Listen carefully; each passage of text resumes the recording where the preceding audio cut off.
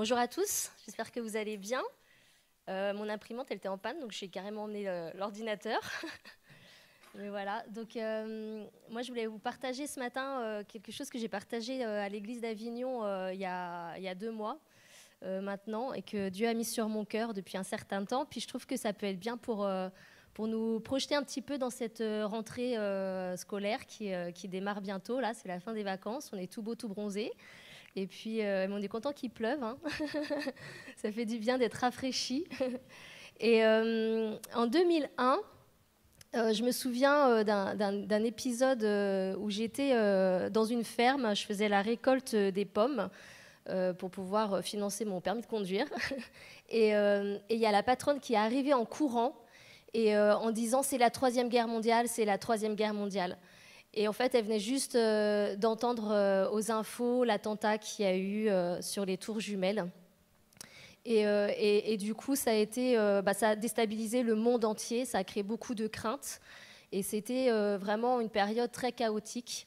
Et puis depuis, on fait régulièrement face à des épisodes comme ça de violence, d'injustice, de crainte. Même il y a 2 mois, il y a un festival où je devais faire partie avec ma compagnie de danse qui a été annulé parce qu'il y avait les émeutes dues au décès de Naël.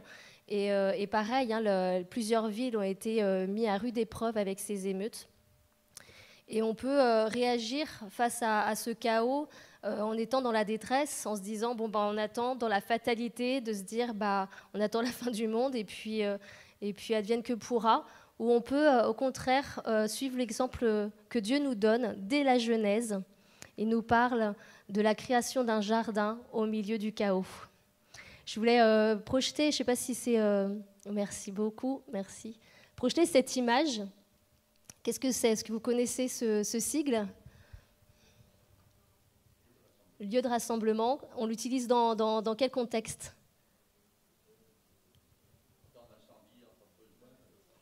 Voilà, quand il y a des situations d'urgence, comme des incendies, par exemple. C'est aussi un sigle qu'on peut utiliser dans les aéroports quand on est perdu, puis c'est un lieu de rencontre. On se dit, là, c'est le point où on peut se rassembler. Et dès la Genèse, en fait, on parle de chaos. C'est là, c'est présent depuis l'histoire de l'humanité. Et la terre était informe et vide. Ces mots, le chaos, informe et vide, ça vient de l'hébreu qui veut dire tohu bohu. Alors on connaît ça, hein, ces 2 mots-là. Mais quand on regarde la signification, elle est très forte. C'est lieu désertique, c'est terre désolée, là où règne la confusion, la vanité, les ténèbres, l'abîme. C'est en lien avec le séjour des morts. Donc on voit que c'est un lieu comme ce qu'on peut vivre régulièrement dans notre monde. C'est vraiment le chaos, une atmosphère de ténèbres, de confusion. Et au milieu de ça, Dieu plante un jardin. Une de ses premières créations, ça a été de planter justement un jardin, de créer un espace de vie, pas n'importe lequel, mais un espace de vie où on a de l'ordre, de la beauté et de l'abondance. On va regarder ça plus près. Et quand je reviens justement à cet attentat en 2001, j'ai une amie qui est danseuse professionnelle de New York. Et justement, quand elle a vécu de près en fait, ces attentats, elle s'est dit, mais qu'est-ce que je peux faire, moi, dans mon domaine et puis en tant que chrétienne? Qu'est-ce que je peux faire pour répondre aux besoins, pour aller peut-être en esprit opposé à l'atmosphère qu'il y a autour de moi, à ce chaos? Et en fait, elle a décidé de créer un événement de danse qui est annuel et d'aller sur la place où il y a eu cet attentat et de déclarer une journée de danse. Et donc, elle a invité tous ses amis danseurs, chrétiens, pas chrétiens, à venir se produire gratuitement pour redonner de la vie, pour redonner de l'espoir, là où il y avait eu cette injustice, là où il y avait eu ces morts, là où il y avait eu cette confusion, ce chaos, ces ténèbres. Et elle s'est dit, moi, je veux rétablir l'espoir et redonner de la vie. Et juste par cet acte de danser toute la journée, elle a voulu utiliser vraiment le fait de redonner de la vie par un esprit de festivité aussi, au milieu de la violence. Et depuis, c'est un projet qui a pris de l'ampleur, qui devient international.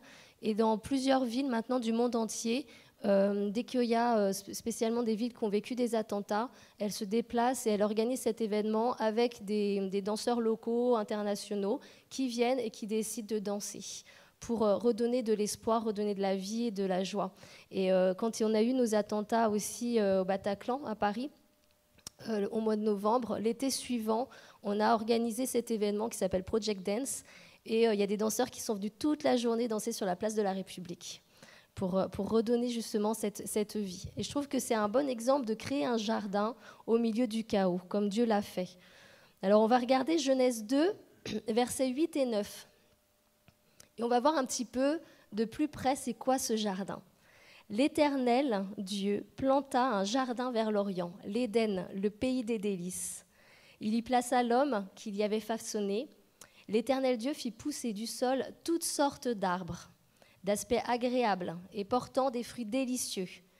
Il mit l'arbre de la vie au milieu du jardin, et il y plaça aussi l'arbre du choix entre le bien et le mal. Dans ce verset, il y a tout le nécessaire pour le bien-être, pour la paix, au milieu du chaos. On se rappelle du contexte où Dieu l'a créé dans une terre informe et vide. Alors déjà, c'est un jardin, c'est pas une jungle. Ça pousse pas comme ça à l'état sauvage, c'est un jardin. Alors nous, on est français, on connaît bien les jardins à la française qui sont super bien dessinés, super bien construits. Alors je ne sais pas si c'était un jardin à la française que Dieu a créé, mais en tout cas, il y avait un certain ordre, c'est-à-dire qu'il n'a pas laissé pousser les choses n'importe comment. Non, et peut-être que, c'était intentionné, il y avait une structure.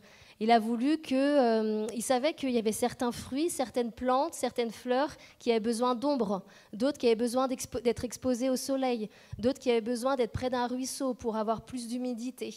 Donc il a intentionnellement créé un jardin avec une intention de créer quelque chose qui est avec de l'ordre. Et puis jardin, ça veut dire aussi en hébreu enclos. Et moi, ça me parle aussi de sécurité. C'est un jardin où il y avait des limites, des barrières, barrières, alors peut-être pas comme on connaît aujourd'hui, mais c'était un lieu qui était protégé, qui était entouré. Il y avait un enclos autour de ce jardin. Et puis, dans ce jardin, c'était un jardin qui était placé en Éden. En Éden qui veut dire plaisir et délice. Ça nous parle combien Dieu est bon, Dieu est généreux. Dieu veut pour nous une vie, pas une survie, mais une vie en plénitude. D'ailleurs, quand on voit les fruits, toutes sortes de fruits, il y a la diversité. Déjà, je trouve que c'est beau rien qu'en soi. On aurait pu avoir un fruit, on aurait pu avoir juste la même chose, soyons pratiques, comme la manne. Voilà, on mange toujours la même chose. Mais non, il y avait une diversité. Et en même temps, c'est vraiment précisé d'aspect agréable. Ça veut dire qu'il y avait justement ces plantes, ces fruits de différentes couleurs, de différentes textures, de différents goûts, de différentes odeurs, d'aspect agréable et délicieux à manger. On a un Dieu qui est un bon vivant, si je peux dire ça comme ça, qui est généreux, qui est abondant, qui veut une vie en abondance pour chacun d'entre nous. Il aurait pu faire très simple, très pratique, tout en noir et blanc, la même chose, le même goût, on aurait survécu, il n'y aurait pas eu de souci. Mais non, il a voulu créer quelque chose qui est beau, qui est agréable de vue, qui est agréable à sentir, qui est agréable à voir, toutes sortes de fruits. Je ne sais pas si vous vous rappelez la période du Covid, on était enfermés chez soi et puis on avait le droit à sortir un rayon de 1 km, je crois, autour de chez soi. Donc nous, on n'avait pas trop de chance parce qu'on s'est retrouvés dans un petit appartement et puis 1 kilomètre entour, c'était que des parkings. Parking de Leclerc, parking de Jiffy, parking de Basic Fit, parking de chez Léon, parking de l'hôtel d'à côté. On n'avait que des parkings. Et là, j'avoue que j'avais envie d'un jardin, j'avais envie de verdure. Je crois qu'après, quand on est sorti, on a été à Miribel ou on a été au parc de la Tête d'Or et j'avais envie de prendre tous les arbres et de faire des gros câlins aux arbres parce que j'avais envie de cette nature-là. Et Dieu, il sait qu'on a besoin de beauté, on a besoin de ça, de cette nature, de cette beauté. Et j'aime bien ce psaume 34, verset 8, justement, qui dit « Sentez et voyez combien l'Éternel est bon ». Et la deuxième partie de ce verset nous parle justement de la sécurité. « Heureux l'homme qui cherche en lui son refuge ». On retrouve dans ce verset ce qu'il y a dans le jardin. « Sentez et voyez combien l'Éternel est bon ». On voit l'aspect agréable, les délices, la beauté. Et on voit aussi la sécurité en Dieu qui est notre refuge. Et plus loin dans Genèse, Dieu parcourt le jardin. Donc c'est un endroit où Dieu était présent. Dieu était là à côté de l'homme qu'il avait placé dans le jardin. Dans ce jardin, on voit l'ordre, on voit la beauté et on voit l'abondance. Ces 3 critères qui sont pour moi super importants dans ce jardin. Au milieu du chaos, nous avons besoin d'ordre, de beauté et d'abondance. Et nous pouvons le trouver dans sa présence. Psaume 36 dit « Combien ta bonté est précieuse ». C'est Psaume 36, versets 8 à 10. « Combien ta bonté est précieuse, ô Dieu ». À l'ombre de tes ailes, les hommes cherchent un refuge. On revoit la sécurité. Ils se rassasient de l'abondance de ta maison. Et tu les abreuves au torrent de tes délices. On revoit l'abondance, les délices, on voit que c'est là. Car auprès de toi est la source de la vie. Par ta lumière, nous voyons la lumière. Est-ce que nous prenons le temps de savourer la présence de Dieu, de nous imprégner de sa présence, de nous installer dans ce jardin? On peut parler d'un jardin spirituel dans lequel nous pouvons nous positionner en tant que chrétiens, en tant que croyants, et au milieu du chaos, je dirais, de nos vies, parce qu'on est tous chamboulés par des épreuves plus ou moins difficiles dans les années. Et dans ces chaos-là, qu'est-ce qu'on fait? Est-ce qu'on cède à la détresse et à la fatalité? Ou est-ce qu'on va se positionner dans le jardin avec Dieu et retrouver cette plénitude, retrouver cette sérénité, retrouver ce dont nous avons besoin en lui, ce refuge? Alors on pourrait se dire, mais ça c'était avant la chute, maintenant c'est tout tordu, c'est tout de travers. Mais on voit dans la Bible, et j'irai assez rapidement sur ça, parce que je pense que ça pourrait prendre des heures, parce que c'est très détaillé, mais on voit que régulièrement, Dieu redonne ces lieux de vie, ces lieux de sécurité, ces lieux d'abondance, ces lieux de refuge. L'arche de Noé en est un. La tente de la rencontre, le tabernacle. Alors que le peuple était en construction, Dieu établit la tente de la rencontre, un lieu où on peut rencontrer Dieu, être dans sa présence. Les villes refuges, dans l'Ancien Testament, ça parle des villes refuges. C'est des villes où on pouvait demander justice. Le temple, qui est la suite de la tente de la rencontre, le temple est un lieu pareil avec un enclos, qui est un lieu avec l'abondance, qui est un lieu avec de la beauté, quand on voit toutes les textures, quand on voit toutes les couleurs, tout le détail qui a été mis en place pour créer ce temple. On retrouve ces critères d'ordre, de beauté et d'abondance dans ces lieux-là. C'est des lieux de nourriture spirituelle. C'est des lieux où, quand on parle de toutes sortes de fruits, c'est aussi le fruit de l'esprit. Tous ces fruits que nous pouvons, qui vont répondre à nos besoins spirituels, émotionnels, nos besoins physiques.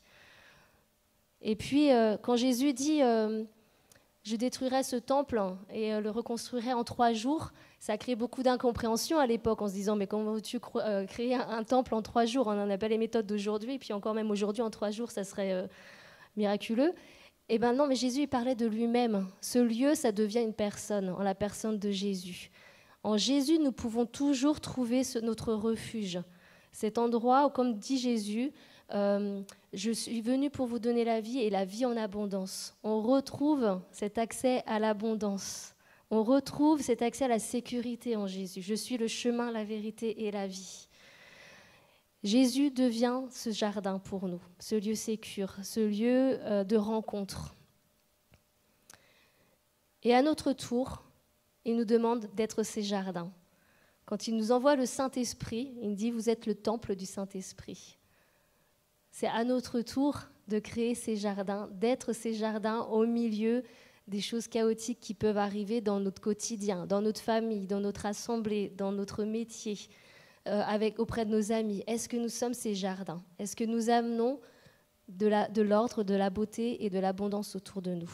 Et comment le faire? Jérémie 29, verset 7 dit « Recherchez le bien-être de la ville où je vous ai exilés. » Donc Dieu parle au peuple d'Israël alors qu'il vient d'être exilé dans un peuple qui l'oppresse. Et il dit à son peuple, recherchez le bien-être de cette ville. Intercédez auprès de l'Éternel en sa faveur, parce que votre bien-être est lié au sien. Alors quand on lit ça comme ça, on se dit, ouais, c'est super, mais on peut imaginer combien c'était difficile pour le peuple d'Israël qui a été déraciné, qui a été détruit, il y a eu des morts, il y a eu des choses injustes. Ils se retrouvent dans cet endroit où c'est plus là la même langue, on ne loue pas les mêmes dieux, on parle... c'est toute une culture différente. Il y a eu un déracinement, et ça a été violent, ça n'a pas été voulu. Le peuple, il n'a pas déménagé en se disant tiens, on change d'endroit. Ils ont été déracinés, et ils ont été mis au milieu d'un peuple qui l'oppressait, qui l'opprimait. Et Dieu dit à Israël, là, dans cette ville, au milieu des gens qui vous oppriment, recherchez le bien-être. Recherchez le bien-être. Shalom, c'est la paix, le bien-être. Rechercher le bien-être de la ville. Des fois, c'est difficile de créer ce jardin. Des fois, on n'en a pas forcément envie. On a plus envie de s'isoler et se dire, bah non, ça, je ne me préoccupe pas de ça. Mais Dieu nous appelle à être des gens qui vont être dans la bienveillance et à créer ce bien-être autour de nous. Je voudrais vous donner un exemple d'une situation qui s'est passée au Paraguay, où il y a dans les capitales, dans la capitale, alors je ne sais pas comment on dit, Catehuara, je ne sais pas comment on dit avec le bon accent, mais c'est une grande ville au Paraguay, et en fait tout autour, il y a des déchetteries, des grandes déchetteries. Il y a des milliers de personnes qui vivent à côté de ces décharges. Et il y a là beaucoup de misère, beaucoup de chômage, beaucoup de délinquance, des enfants qui traînent là dans ces déchetteries. Et puis il y a un homme, Fabio Chavez, qui, en voyant ça, a dit « Mais le monde nous envoie ses déchets, nous lui renvoyons de la musique. » Et en fait, il a décidé d'utiliser les déchets pour créer des instruments. Alors, ils font des guitares avec des caisses en carton, avec de la récupération. Ils font des contrebasses avec des bidons d'huile. Et en fait, tous les instruments, ils sont en train de les créer avec des déchets qu'ils prennent dans la décharge d'à côté, en disant « Le monde nous envoie des déchets, nous envoyons la musique. » Et c'est pour moi un exemple de comment réagir à ce qui se passe autour de nous. Qu'est-ce que le monde nous envoie et comment est-ce que nous, on peut renvoyer selon les valeurs du royaume de Dieu. Et cet homme, il a créé un orchestre en prenant les enfants qui étaient dans la rue et en leur donnant des cours de musique avec ces instruments construits à partir de déchets. Ça a pris une telle ampleur que des centaines d'enfants sont venus dans cet orchestre. Ils ont fait des tournées internationales. Ils ont même été invités à Las Vegas. Et en fait, avec ce qu'ils reçoivent comme paiement pour ces tournées qu'ils font, ils l'utilisent justement pour ces enfants, pour les scolariser, pour qu'ils puissent avoir des études supérieures. Et aussi, il y a plusieurs familles qui ont été relogées dans des endroits plus sains, plus sécures. Et pour moi, c'est un exemple incroyable par un homme qui a une idée comme ça, merveilleuse, de se dire, mais est-ce que je regarde juste les déchets et puis je laisse, je ne peux rien y faire, ou est-ce que je vais pouvoir créer un jardin? Et il a créé ce jardin en donnant ses cours à ses enfants et en leur donnant accès à la scolarité, en donnant accès à des familles vraiment défavorisées d'avoir des relogements dignes de ce nom. Vous pouvez voir, il y a un article qui a été fait, c'est sur YouTube. Vous pouvez voir un documentaire d'une demi-heure de cet homme. Et puis, j'ai aussi vu un article qui parlait d'une entreprise de palettes. Alors, on se dit, mais qu'est-ce que tu fais avec une entreprise de palettes? Comment est-ce que tu peux créer un jardin, un lieu sécure? Comment est-ce que tu peux bénir les gens avec une entreprise de palettes? Et en fait, ce couple qui est patron de cette entreprise, c'est aux États-Unis, ont été avec leur église dans des missions au Mexique, en Amérique du Sud, à plusieurs endroits. Et puis Dieu leur a parlé en disant, mais tu as autour de toi aux États-Unis des gens qui sont réfugiés et qui n'ont pas du tout de situation et qui n'ont pas accès à un travail, qui n'ont pas accès à la scolarité pour leurs enfants. Et donc quand ils sont revenus chez eux, ils ont fait un appel et ils ont invité plusieurs réfugiés à venir travailler pour eux dans leur entreprise. Et ils ont créé comme ça tout un département de ressources humaines où, en se disant, on doit pas à la fois trouver juste du travail, mais aussi prendre soin de nos employés. Et en tant que patron de l'entreprise, ils ont décidé d'avoir un département de ressources humaines qui donne des cours pour la langue, pour déjà que ces réfugiés puissent apprendre l'anglais, mais aussi de l'aide pour tout ce qui est les démarches administratives, pour avoir de l'aide médicale, pour avoir leurs papiers. Donc il y a eu tout un système qui a été mis en place, et puis ils ont accueilli chaque année plus de 100 réfugiés dans leur entreprise. Et je vais vous encourager à repenser un petit peu cette année en se disant mais comment est-ce que je peux créer un jardin dans le domaine où je suis. Alors il y en a qui sont peut-être responsables d'entreprise. Comment est-ce que vous pouvez créer vraiment ce jardin pour vos employés? Ou dans notre église ici, comment est-ce qu'on peut créer ce jardin, continuer à le développer pour qu'il y ait vraiment cette beauté, cette abondance, un lieu qui est de sécurité? Moi, je sais que dans mon travail, là, en tant que danseuse dans une compagnie, je vais tous les jours m'entraîner et j'y vais dans la prière. Je prie dans ma voiture avant d'y aller en me disant mais je vais être un encouragement, je vais avoir des paroles qui vont être positives. Et des fois, j'ai des personnes qui viennent me confier leurs problèmes, des soucis, et j'ai l'occasion de pouvoir juste leur dire mais tu sais que tu as de la valeur, que tu es quelqu'un de bien, tu es capable, tu peux y arriver, persévère, ou dans des problèmes plus personnels, d'avoir des paroles d'encouragement. Et des personnes qui me répondent « Ah, mais je vais noter ça parce que quand je serai encore dans un moment où je manque d'assurance, je relirai ce que tu m'as dit parce que ça m'encourage. » C'est aussi des petites choses. On n'est pas obligé de reformater toute une entreprise, mais c'est aussi par nos paroles où on peut aussi être ces jardins. Et je voudrais revenir sur ce verset, Genèse 2, versets 8 et 9. Je vais le relire. L'Éternel Dieu planta un jardin vers l'Orient, l'Éden, le pays de délices. Il y plaça l'homme qu'il avait façonné. L'Éternel Dieu fit pousser du sol toutes sortes d'arbres d'aspect agréable portant des fruits délicieux. Il mit l'arbre de la vie au milieu du jardin. Il y plaça aussi l'arbre du choix entre le bien et le mal.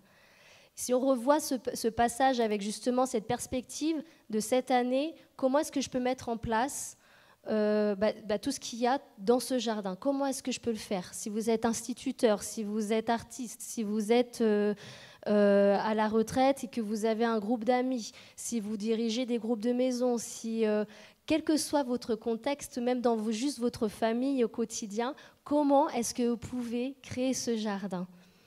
Déjà, c'est l'inspiration divine. C'est Dieu qui a créé.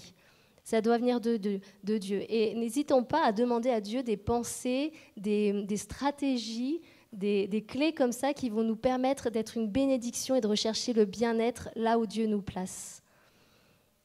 Quand on voit que l'arbre de la vie, au milieu du jardin, c'est la présence de Jésus. Est-ce que Jésus est présent dans vos projets? Est-ce que Jésus est présent dans les choix pour votre avenir, pour ceux qui vont peut-être reprendre des études cette année? Est-ce que Jésus est présent dans vos décisions, quelles qu'elles soient? Il planta. C'est à nous aussi de semer. Qu'est-ce qu'on va semer? Pour que ça pousse de façon intelligente aussi, selon la bonne saison. Comme on a dit, ça ne pousse pas à l'état sauvage, ça peut pousser, mais c'est un jardin. Comment est-ce qu'on va se dire, tiens, là, c'est la saison où je dois planter telle et telle chose. C'est la saison où je dois démarrer ce projet-là, où là, je dois attendre encore le temps de Dieu. Comme je parlais des paroles d'encouragement, est-ce qu'on plante ces paroles de vie dans notre entourage? Quelles sont les attitudes que nous avons? Est-ce que c'est des attitudes justement qui vont semer le bien-être autour de nous par notre façon de vivre? Là, ce matin, j'étais un peu reprise parce que je relisais ma prédication là, pour ce matin. Et puis, moi, le matin, je n'aime pas parler. Je suis un peu grognon, je dois vous l'avouer. Et plutôt grognon, voilà. Et ma fille, qui est une fille très intelligente et curieuse, dès le matin, parle beaucoup, pose plein de questions. Et alors moi, j'aime pas du tout parler le matin. Donc du coup, c'est un peu compliqué. Donc souvent, je lui dis, attends que je prenne mon café. Puis après mon café, ça ira mieux, on pourra parler. Et souvent, du coup, elle vient voir la tasse pour voir si j'ai fini de boire mon café. Et elle fait attention de pas trop parler avant.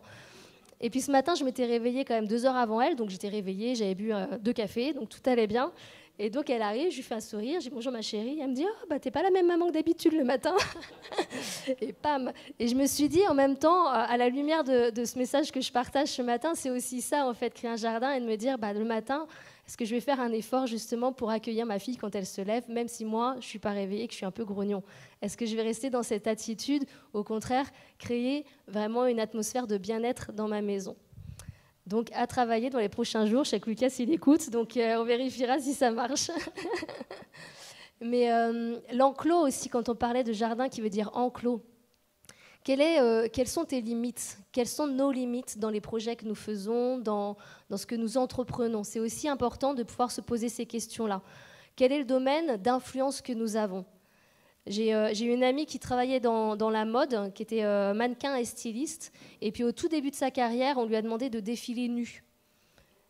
Et elle se posait la question, est-ce que je le fais? Parce que dans ce monde-là, finalement, mine de rien, c'est commun de défiler vraiment avec peu, des choses transparentes ou voire rien du tout. Pourtant, c'est de la mode, alors c'est un peu bizarre. Mais bref, c'était un peu conceptuel. Et elle se disait, mais est-ce que je fais ça parce que c'est mon travail? Ou est-ce que j'ai une limite? Est-ce que Dieu me donne une limite? Et puis Dieu lui a dit, non, là, c'est une limite que tu ne peux pas dépasser. Et pourtant, c'était un gros contrat qui aurait pu lui ouvrir des portes. Et elle s'est dit, je dis non. Elle a refusé le contrat, elle a expliqué pourquoi. Elle a dit, écoutez, moi, je suis chrétienne et je pense qu'il y a des limites dans la façon de vivre mon métier, donc je ne veux pas défiler nue. Et puis, en fait, ça a été un très bon témoignage, ça a été très bien perçu. Et elle a pu avoir d'autres contrats, justement parce que les gens ont respecté son choix. Donc on a des limites à mettre en place. Et c'est important de demander à Dieu quelles sont mes limites. Et aussi dans nos attentes, parce que moi, en tant que danseuse, je peux me dire, voilà, je vais être danseuse internationale, être connue dans le monde entier. Et puis Dieu il me dit, mais non, je veux juste que tu sois bien là, au niveau local. Mais si moi, je reste dans mes attentes internationales, tout ça, je vais rester sans arrêt en frustration dans ces attentes-là. Parce que je n'aurais pas mis les limites. Et je vais peut-être perdre du temps, de l'énergie à essayer de pousser des portes alors que ce n'est pas du tout ma place. Vous voyez ce que je veux dire? Et ça crée de l'insatisfaction, de la frustration, du découragement, tout simplement parce que ce n'est pas ma place. Ou peut-être que je me dis, moi je suis bien à être une danseuse au niveau local, mais que Dieu me dit, non, mais je veux que tu ailles plus loin, que tu sois aussi au niveau national, que tu partes en tournée internationale. Et je peux aussi être trop dans la petitesse et Dieu m'appelle à quelque chose de plus grand. Et des fois, on n'ose pas aussi, on se dit, là, c'est pas pour moi, je suis pas capable, j'ose pas. Et Dieu nous pousse aussi à étendre nos cordages.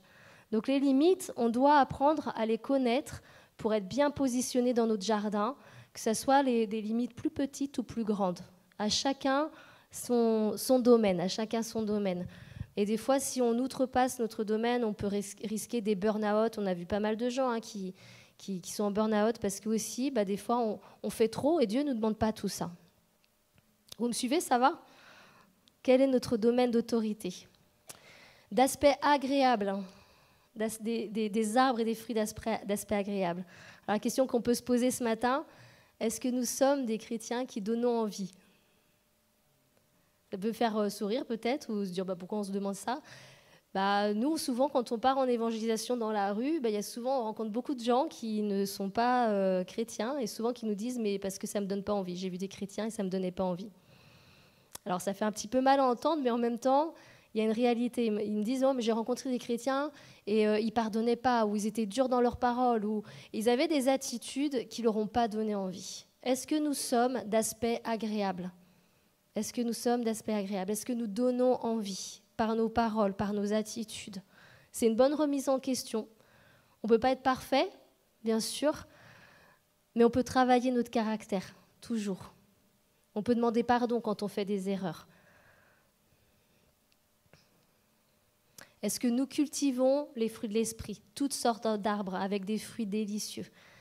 Est-ce que nous cultivons les fruits de l'esprit? Est-ce que nous accueillons la diversité aussi? Parce que c'est difficile, des fois, il y a des défis dans la diversité, de personnalités, de statuts sociaux, d'ethnie, même la diversité d'idées. Tout le monde a des projets différents et on se dit, non, moi, on va faire que ce projet-là parce que là, au moins, je sais que c'est cadré. Et puis des fois, ça déstabilise quand quelqu'un amène une nouvelle idée. Est-ce que nous accueillons la diversité? C'est un jardin où la diversité est bienvenue. Et puis, l'arbre du choix entre le bien et le mal, je trouve que c'est intéressant qu'il soit dans le jardin. Ça m'a posé question, je pense que c'est quelque chose que j'ai envie de creuser, mais je me dis, pour moi, pour l'instant, ce que je vois, c'est qu'il y a cette liberté de choisir. La liberté de faire le choix. Et ça, c'est l'amour ultime que Dieu nous donne, c'est de pouvoir choisir, toujours. Il aurait pu nous enfermer dans un jardin sans choix. On pourrait se dire, mais finalement, ça serait génial, il n'y aurait jamais de mal, en tout cas pas la possibilité de rentrer dans le mal, et on serait pas là aujourd'hui, en fait, dans un monde déchu. Oui, mais on serait dans une prison dorée, parce qu'il n'y aurait pas eu le choix. On aurait été enfermé dans quelque chose de merveilleux, mais où il n'y avait pas le choix. Moi, je le vois comme ça, c'est mon interprétation, je vous la partage. Mais je me dis, cette liberté de choix, elle était importante pour vraiment vivre le plein amour de Dieu. Et dans nos projets, dans nos assemblées, dans nos familles, est-ce qu'il y a cette liberté de choix qui est là? Ou est-ce qu'on impose notre façon de faire, notre façon de vivre? Donc je vous encourage ce matin, je m'encourage à rentrer dans cette année-là, après les grandes vacances, avec ce verset qui parle du jardin. De ne pas être déstabilisé par le chaos qui peut nous entourer. Chacun, vous avez peut-être des chaos différents dans vos têtes, ça peut prendre plein de formes différentes. Ça peut être des chaos émotionnels, ça peut être des chaos physiques, ça peut être ce qu'on entend autour de nous et qui nous déstabilise. Ça peut être dans le travail, dans plein de domaines, hein, ça peut prendre vraiment des formes différentes. Et qu'est-ce que Dieu vous dit dans ce chaos-là? Qu'est-ce que Dieu vous encourage à créer? Quelle sorte de jardin? Quel projet à mettre en place? Ou quelle attitude ou quelle parole vous pouvez donner qui va créer un lieu sécure, un lieu où règne l'ordre, l'abondance et la beauté?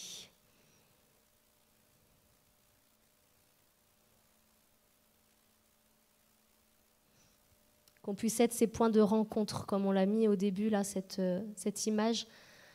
Dans une situation d'urgence, est-ce qu'on est ces personnes vers qui les gens ont envie de se tourner pour nous demander de l'aide, la prière, pour juste passer prendre un café à la maison aussi? Est-ce qu'on est Voilà, c'est comme un peu un point de rencontre, un panneau signalétique. Tu peux dire, viens me parler, on peut prier ensemble, ou je suis là, je peux t'encourager. Est-ce qu'on est à cette place? Voilà, je vous laisse avec ces pensées-là. Et puis, en espérant que ça vous encourage, je vais prier pour terminer. Seigneur, je veux te remercier parce que tu es un Dieu tellement plein d'espérance. Et tu nous as montré à maintes reprises qu'au milieu du chaos, tu t'es pas dépassé par les événements, mais au contraire, tu crées des choses belles. Tu crées des choses de plénitude, de bien-être et d'abondance. Et face à l'adversité, tu es celui qui donne l'espoir, qui donne la vie, qui est une ressource intarissable.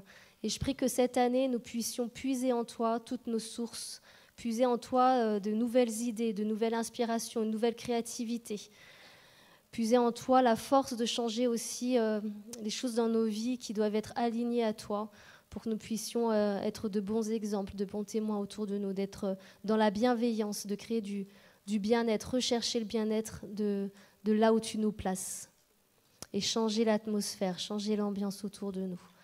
Seigneur, merci pour ta présence, merci pour ta fidélité, ta bienveillance. Merci parce que tu es notre refuge avant tout. Et on veut se tourner vers toi et chercher vraiment refuge en toi pour pouvoir être à notre tour plein de petits refuges là où tu nous places. Amen.